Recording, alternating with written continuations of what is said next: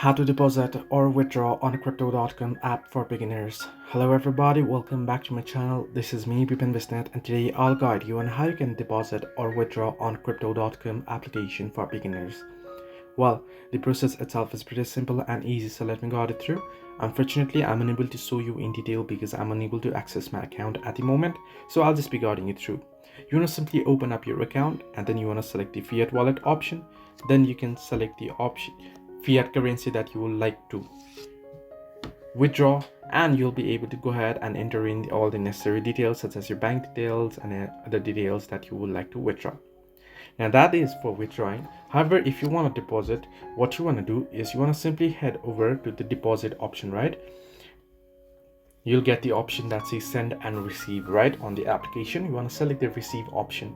Then you want to select the particular crypto that you would like to receive, the particular asset, and then you'll get your wallet address, your crypto wallet address. You'll have to share that particular wallet address, and on the external wallet that you are going to be receiving from, you can enter in your address there, make sure it's entered in correctly, and you'll be able to receive it. So this is how you can deposit or withdraw on crypto.com. Hope this helped you. Do like and subscribe, and do not forget to leave a comment down below if you have any further issues.